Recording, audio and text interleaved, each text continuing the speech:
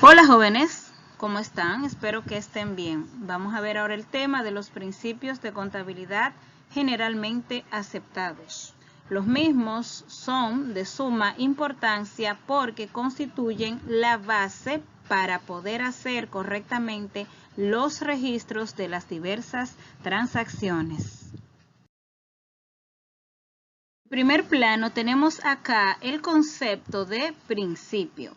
Un principio es una norma o idea que fundamenta o rige el pensamiento y la conducta. O sea, vemos el concepto de principio como una especie de regla no rígida que nos conduce a actuar de cierta manera. En ese orden es que vamos a ver el tema de los principios.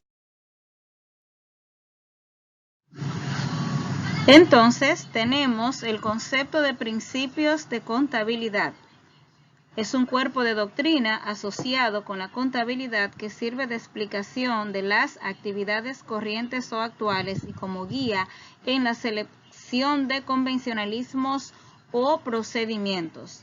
Algo importante en este concepto, jóvenes, es cuerpo de doctrina quiere decir que nace de la experiencia de los expertos, ¿ok? Recuerden que la contabilidad no ha sido un invento de nadie, sino que simplemente iba surgiendo. Entonces luego una serie de, vamos a decir, de profesionales eruditos basados en sus experiencias crearon los principios de contabilidad como base para hacer correctamente los procedimientos contables. Como pueden observar acá, poco a poco vamos a ir dándole forma al tema central. Fíjense que ya definimos principios de contabilidad. Ahora vamos a ver el tema central, principios de contabilidad generalmente aceptados. Ese nombre es muy largo, así que simplemente nosotros le diremos PCGA. Si ustedes pueden observar, el término generalmente aceptados se refiere a que ya esos principios, vamos a decir, que son de aceptación universal. Se definen como un conjunto de reglas generales y normas que sirven para guiar los procedimientos contables para formular criterios referidos a la medición del patrimonio y a la conformación de los elementos patrimoniales y económicos de un ente. Un ente puede ser una empresa, una institución, etc. Los PCGA son entonces los parámetros para que la confección de los estados financieros sea la base de métodos uniformes de técnicas contables. Cuando dice aquí métodos uniformes, quiere decir que universalmente todos debemos hacer los registros basados en los mismos preceptos, ¿ok? De eso se trata, que todos en cualquier parte del mundo tengan una base igualitaria para hacer los registros de las transacciones.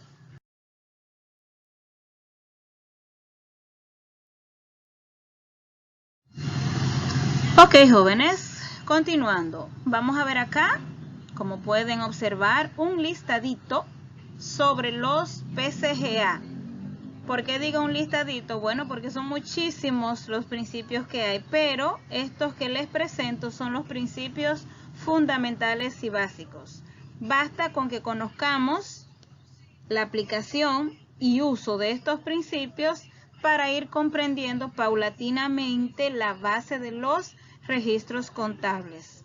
Ahí están, los pueden ir leyendo. Ya en la próxima diapositiva vamos a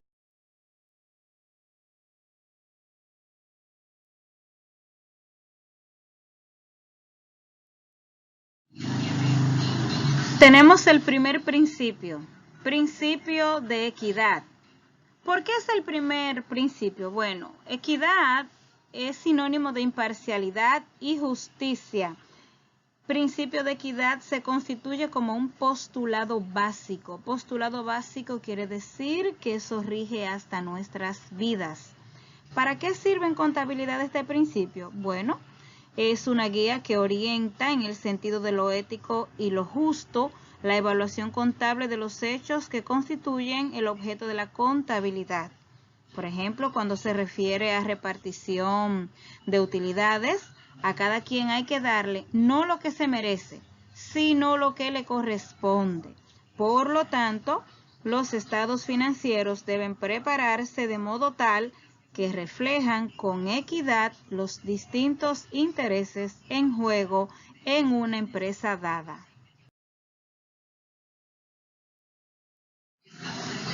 Bien, acá tenemos un ejemplo de cómo se aplica el principio de equidad, por ejemplo, cuando se presenta un conflicto.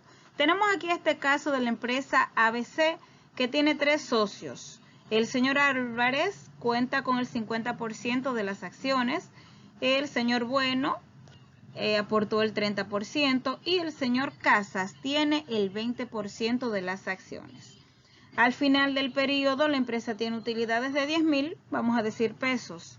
Entonces el señor Casas dice que como él es pobre, hay que repartir en cantidades iguales, porque él necesita más.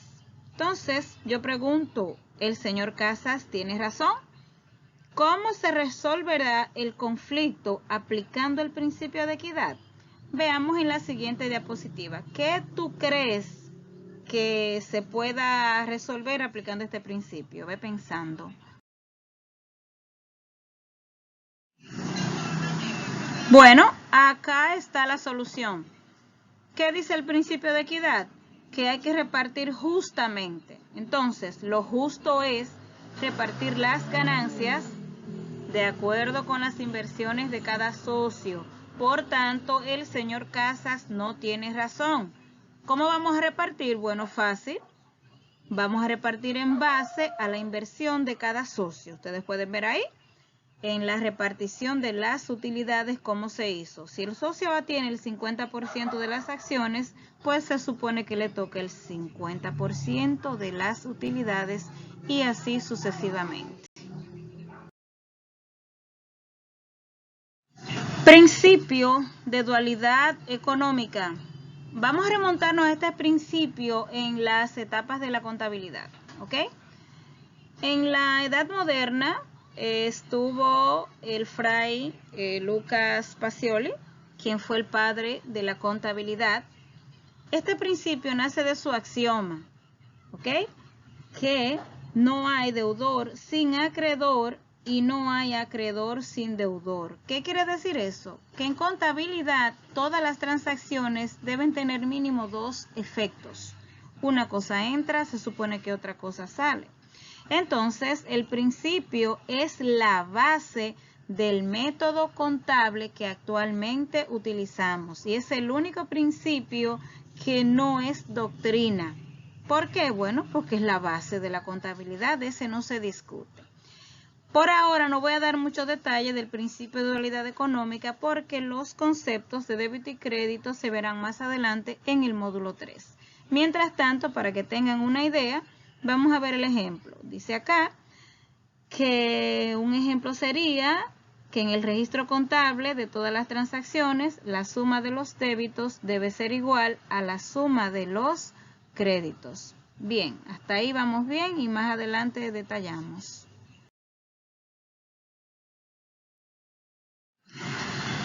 Bueno, señores, principio de entidad. Les cuento que este es el principio más violado en nuestra sociedad dominicana. Ustedes saben que lamentablemente son muchos los empresarios que creen que su empresa es una especie de bolsillo personal. Pues no. Vamos a ver de qué se trata este principio. Ente, como también se le llama, establece que el patrimonio de la empresa es independiente del patrimonio personal del propietario. O sea, que el propietario debe considerar a la empresa como un tercero y viceversa. Esto quiere decir que debe haber una separación entre la propiedad de los accionistas o socios o el dueño y la administración de la gerencia. El concepto de ente es distinto al de persona, porque una persona puede producir varios estados financieros. Por ejemplo, yo puedo ser dueña de una ferretería, de un salón de belleza, de una tienda. Pero esas 3 empresas son independientes, ¿ok? Para respetar ese principio, por eso se le aconseja a los empresarios que como trabajan en su empresa se pongan un salario justo, ¿ok? Porque no podemos estar llevando a la empresa los gastos personales. De eso se trata este principio, ¿ok? Separar las propiedades del dueño con las propiedades de la empresa, ¿ok?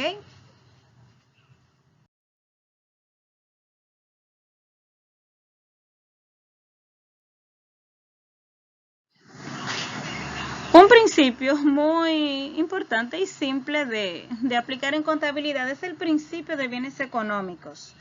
Miren, en contabilidad no hay cosas grandes, ni bonitas, ni feas, ni chiquitas. En contabilidad todo debe formularse en términos monetarios, absolutamente todo.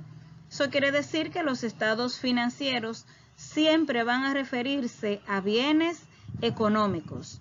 Un ejemplo muy típico para que entiendan este principio son los derechos de autor. Por ejemplo, usted ve que hay unos productos, por decir una marca en particular, vamos a decir Avon, ¿verdad? Avon tiene un perfume que se llama Derek Jeter, como el pelotero. Entonces, para ellos usar ese nombre, eso cuesta dinero. Y el registro del derecho de ese nombre debe ser reflejado en términos monetarios, ¿ok? Aunque el activo no se vea, sí se debe registrar. Es como los tenis de marcas reconocidas. No es lo mismo un tenis Nike, vamos a decir, simple, que un tenis Nike de LeBron James o de Jordan, ¿ok? ¿Por qué? Porque esos personajes le dan, vamos a decir, un plus al producto. La gente lo compra porque anda detrás de la firma del famoso en este caso. Lo mismo pasa con las canciones, con los títulos, con los eslogans. Por eso es muy importante registrar los nombres comerciales, los derechos de autor, etcétera.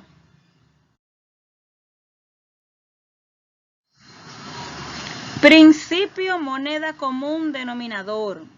Principio también sumamente fácil de aplicar y distinguir. Los estados financieros reflejan el patrimonio mediante un recurso que se emplea para reducir todos sus componentes heterogéneos.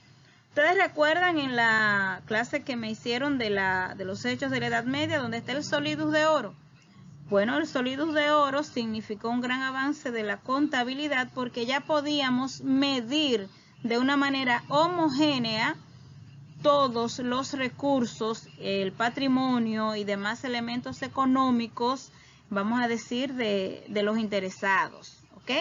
Ahora bien, este principio también nos dice que uno debe presentar los estados financieros de acuerdo a la moneda del país en cuestión.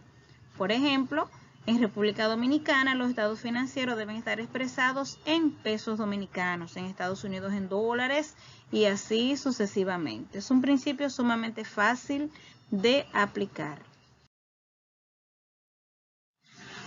Principio de empresa en marcha. También se le llama continuidad de la empresa o empresa en funcionamiento. Este principio es muy importante porque con él se presume que la empresa va a durar toda una vida. Se supone que si usted abre un negocio, usted no tiene fecha de caducidad.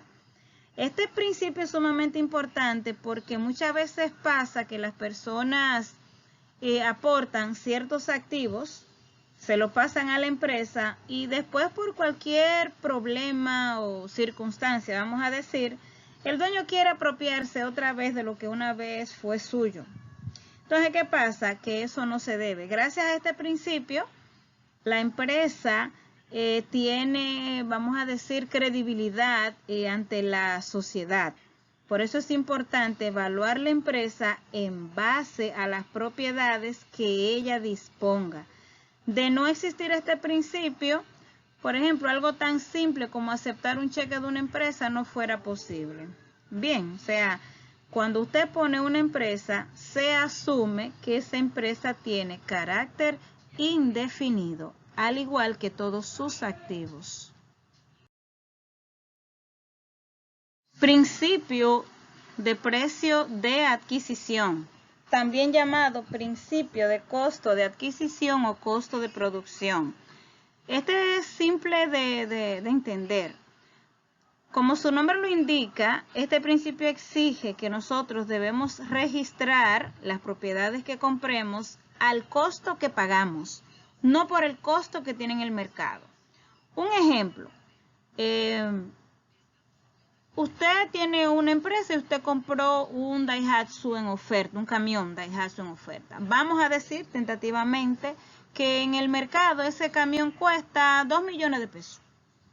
Pero usted logró encontrar una buena oferta y a usted se lo van a vender en 1.200.000 pesos. ¿Qué valor en libro debo yo registrar de ese camión? Bueno, 1.200.000 porque eso fue lo que se pagó. ¿Ok? Eso mismo pasa con los inventarios de la empresa. Usted tiene un colmado, usted compró los paquetes de galleta a 40 pesos, pero usted vende los paquetes de galleta a 55 pesos. ¿Qué valor tienen esas galletas en los libros de contabilidad? Bueno, cuestan 40 pesos. ¿Por qué? Porque ese fue mi precio de adquisición, lo que yo pagué por él. ¿Ok? Así que no podemos confundir el costo de adquisición o precio de adquisición con el precio de venta. Son cosas muy diferentes. ¿Ok? Tenemos ahora el principio del periodo. Miren, ahorita vimos el principio de empresa en marcha. La empresa va a durar toda la vida, pero hay un detalle, yo tengo que medir la evolución de la empresa. Entonces, ¿qué hago? Yo divido la marcha de la empresa. La empresa no va a parar nunca, pero yo debo hacer lo que en contabilidad llamamos corte. Hacemos un corte, ¿para qué? Bueno, para poder comparar, para poder medir la evolución de la empresa. Imagínense ustedes que una empresa nunca hiciera un corte. Nunca vamos a saber si estamos bien, si hemos mejorado, si hemos empeorado. No podemos comparar un año con otro. Entonces, este principio, también llamado ejercicio, divide la marcha de la empresa en periodos uniformes para medir sus resultados. Por ejemplo, en nuestro país, el corte o el lapso del año fiscal es de 12 meses. Ahora bien, si usted quiere dividir la marcha de su empresa en trimestre, en semestre, para usted llevar un control de ella, usted lo puede hacer. Ahora bien, para la DGI, el corte fiscal es de 1 año. Eso simplemente significa periodo. Cortar la marcha de la empresa para medir su evolución.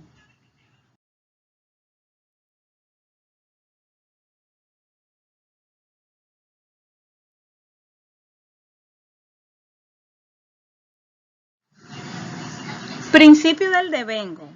Miren, devengo en términos llanos significa como lo que ya está ganado, como lo que ya se consumó, ¿ok?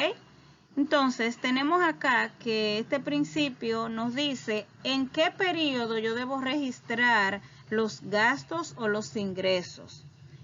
No importa si usted lo pagó o si no lo pagó. Esto quiere decir entonces que los gastos y los ingresos deben registrarse en el periodo al que correspondieron, no en el que se pagaron.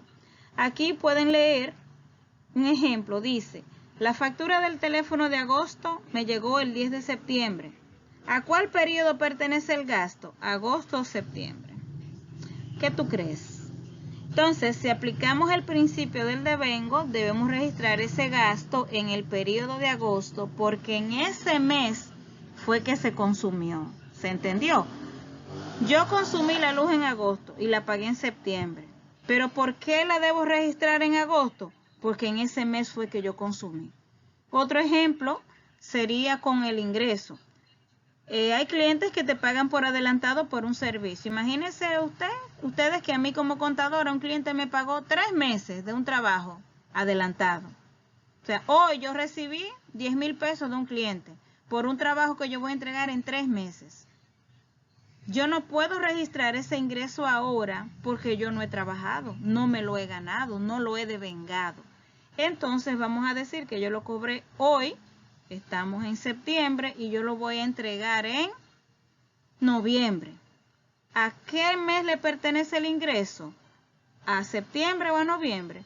Bueno, si entregué el trabajo en noviembre, entonces le corresponde a ese mes.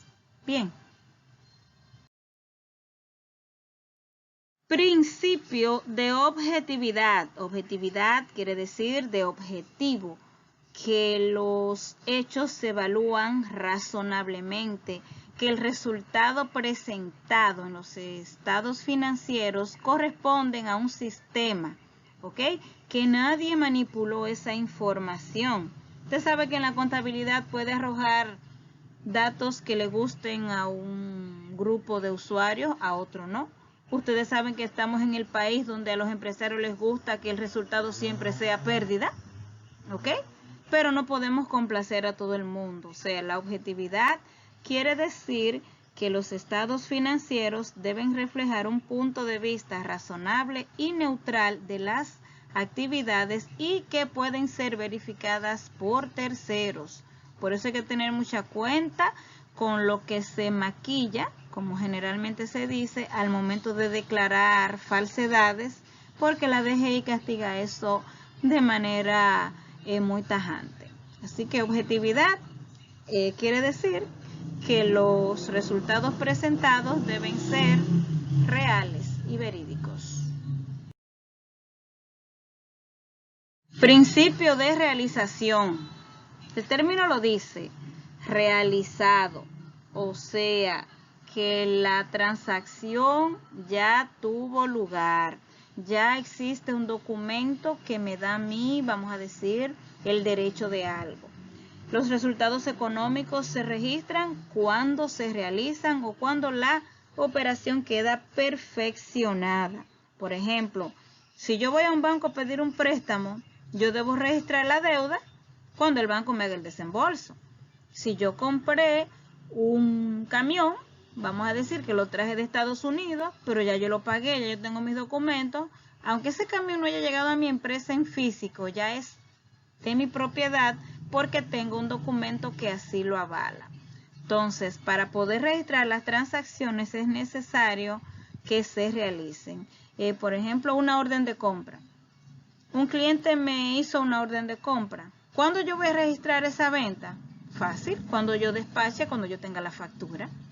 Antes no, ¿ok? O sea, es un principio simple de comprender. No debo registrar una transacción que no se haya realizado. Así de simple. Principio de prudencia. Bien, prudencia. Miren, esa señora, Prudencia, debe acompañarnos siempre en cualquier aspecto de nuestra vida. ¿Qué hace la prudencia en contabilidad? Bueno, ser prudente significa detenerse a tiempo, dejar de hacer una acción para evitar un mal mayor. ¿Okay? En contabilidad significa que cuando yo debo elegir entre dos valores de un activo, debo optar por el más bajo. Un ejemplo sencillo. Si yo con otro socio voy a poner una empresa y yo lo que voy a aportar es vamos a decir que será un mobiliario. En el mercado, ese mobiliario tiene dos valores. Ese mobiliario está valorado entre 100,000 pesos y 75,000 pesos.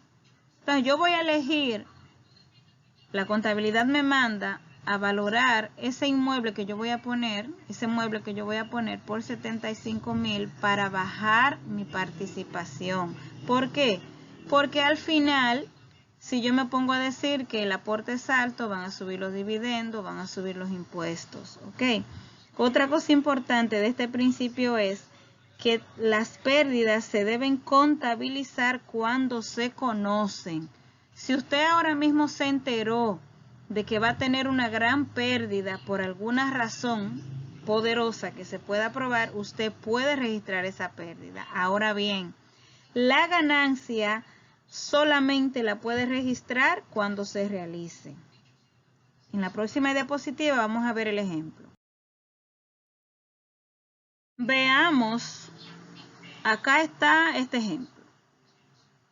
El señor Armando Guerra es dueño de un local que adquirió hace 10 años, cuyo valor en libros es de 100,000 pesos. Pero hoy él recibe una oferta de 500.000 por el mismo local. Imagínense ustedes, un local de 100 le ofrecen 500. También el señor tiene registrado un terreno que compró hace 5 años por 600.000. Pero hoy se enteró que pondrán una fábrica que produce muchos desechos tóxicos y por tanto la propiedad se va a disminuir en 200.000. ¿Qué registro debe hacer el señor Armando Guerra? Lo primero es analizar las transacciones. Tenemos aquí un local de 100.000 en libro, ¿ok? 100.000 en libro. Pero viene una persona y le ofrece 500.000. El detalle es que él no ha vendido. Luego dice que él tiene registrado un terreno que compró por 600, pero que lamentablemente va a disminuir a 200.000. O sea, él va a perder 400.000. Entonces, según el principio de prudencia, ¿qué debo hacer? Debo registrar solamente la pérdida de los 400.000 que tendré el terreno. ¿Por qué esto es importante? Miren, esto es importante, registrar la pérdida antes de tiempo, para que cuando llegue el final del periodo, ya esa pérdida esté contemplada. Así va a disminuir su utilidad, va a pagar menos impuestos, va a pagar menos dividendos. Si él lo hace al revés, entonces la empresa va a tener un serio problema económico. ¿Por qué no hay que registrar la ganancia del local? Lo primero es que él no lo ha vendido. Y si él se pone a registrarlo, sería, vamos a decir, una idiotez, porque él va a registrar en libro un dinero que no tiene, va a subir la utilidad, por lo tanto pagará más impuestos, va a tener que pagar más dividendos y la empresa se va a maltratar. ¿Y ustedes se imaginan qué pasaría con esa empresa si él registra esa ganancia y resulta que el que le hizo el ofrecimiento se echó para atrás o se murió? Entonces va a tener serios problemas porque va a tener una deuda en base a un ingreso que nunca existió. Por eso debemos ser prudentes al momento de registrar.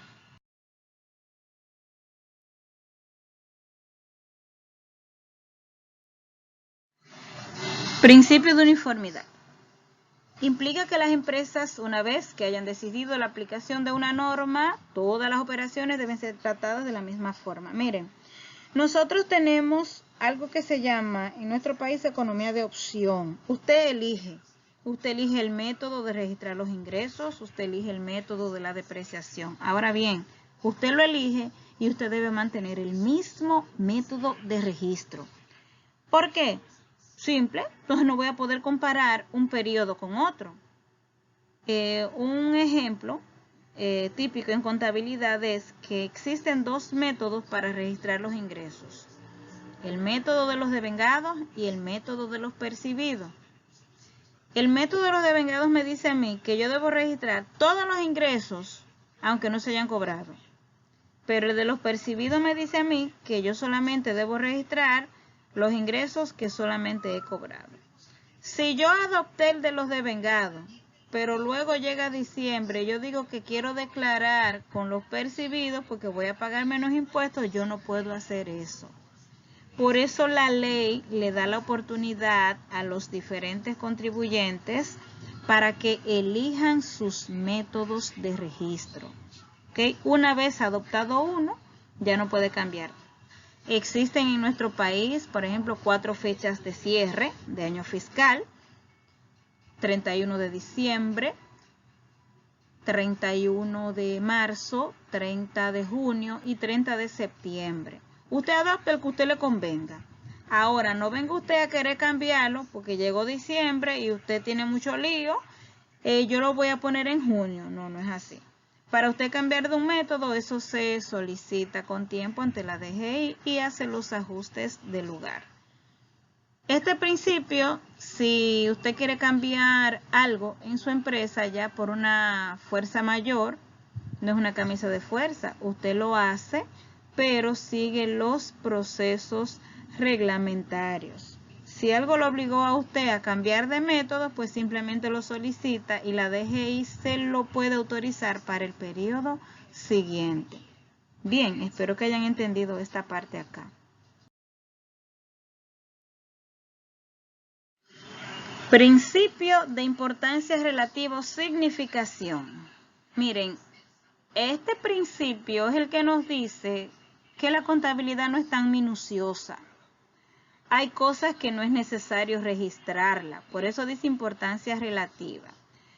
Para que me entiendan con un ejemplo simple, a mí me gusta, ustedes saben, estar en aula por eso mismo, pero en fin, suponiendo que en una empresa un día faltan 1.000 pesos, pero esos 1.000 pesos faltan del cuadre de caja de ese día y el cuadre de caja es de 3.000 y faltan 1.000.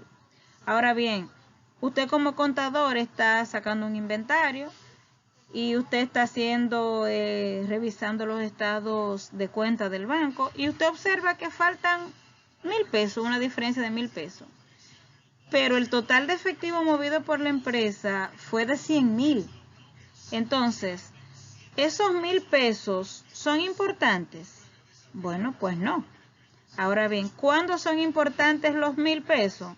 En el faltante de caja. No es lo mismo que falten 1.000 pesos de un cuadre de caja de 3.000 a que haya una diferencia de 1.000 pesos de un año de transacciones frente a una cuenta que tiene 100.000 pesos.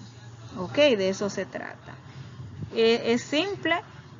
Usted no puede, vamos a decir que un cliente suyo de su empresa se llevó un lapicero. Usted no puede pagar 30 pesos de motoconcho para ir a recuperar un lapicero que vale 5 pesos. ¿Se entendió? Entonces, no todas las cosas en contabilidad se van a registrar. Cuando uno hace toma de inventarios, este principio uno lo utiliza mucho, se lo digo por experiencia. Imagínense que yo esté en una farmacia y vi que en el área de cosméticos se derritieron 3 pintalabios. O sea, yo no voy a hacer ni siquiera un registro contable de esos 3 pintalabios porque no son significativos. Bien, ahora bien, si dentro de ese inventario yo observé un cargamento de algún medicamento costoso que se dañó porque se le olvidó a alguien que estaba ahí o por un mal manejo y eso afecta el resultado, entonces yo sí lo voy a registrar, ¿ok? Para que ustedes vean, significación, o sea, de significativo, ¿ok? Yo no voy a dejar de a desbaratar, por decirlo así, unos estados financieros, porque después que yo cerré, el dueño me dijo, mira, se me olvidó decirte que fulano hizo un pago a su deuda, pero el pago fue de 500 pesos y yo estoy entregando un registro que tiene una utilidad de 1.000.000 de pesos. O sea, no vale la pena yo rehacer un estado financiero por una cantidad tan ínfima. Bien, espero que hayan comprendido acá también. Principio de exposición. Este principio también se llama revelación suficiente y se refieren a que los estados financieros deben contener toda la información básica y adicional que sea indispensable, ¿ok? Un estado financiero también se completa con notas al pie de los mismos para esclarecer y darle más realce a la información. Este principio se refiere a que la información debe ser clara y que los elementos o rubros contables deben ser agrupados correctamente para una buena interpretación. Principio de exposición, ¿ok? Presentar claramente la información financiera. Bien, jóvenes, hasta aquí la parte de la explicación de los principios.